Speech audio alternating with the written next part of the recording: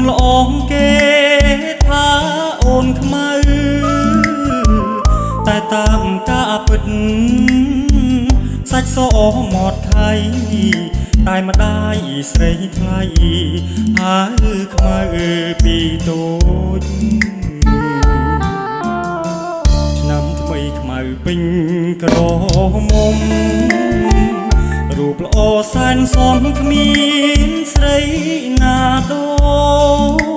ចខ្មៅជាស្រីខ្មែររូបលាក់សមស្លូតប្រាជ្ញាក៏ឆ្លាតស្ដាប់ពីម៉ែឪថ្ងៃនេះបុណ្យចូលឆ្នាំថ្មីបងឃើញខ្មៅស្រីអូនរៀបចំផ្ទះបងរៀនទេវតា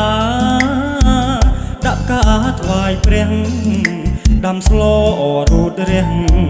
ជូនម្ដាយទៅវត្តបងឃើញខ្មៅពូនភ្នំខ្សាច់រួចអូនដាក់បាតដងទឹកស្រង់ព្រះជួនញាក់ឃើញបងញញឹមសែនស្រស់អូនខ្មៅតែឈ្មោះសាច់សដូចសំឡី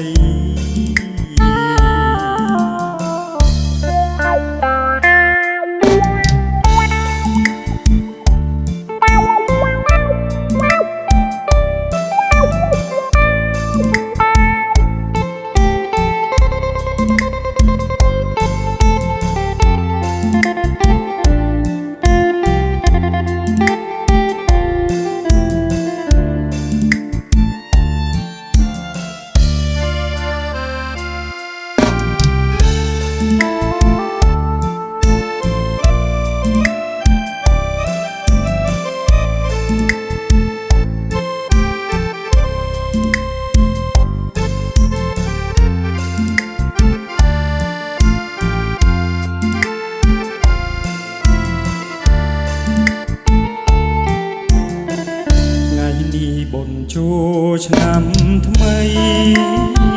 បងឃើញខ្មៅស្រីអូនរៀបចំផ្ទះបោះរៀនទេវតាដាក់ការថ្វាយព្រះដាំស្លរូតរះជូនម្ដាយទៅវត្តបងឃើញខ្មៅពូនភ្នំខ្សាច់រួចអូនដាក់បាតដងទឹកស្រង់ព្រះជួនងាកឃើញបងញញឹមសែនស្រស់អូនខ្មៅតែឈ្មោះសាច់សដូចសំឡី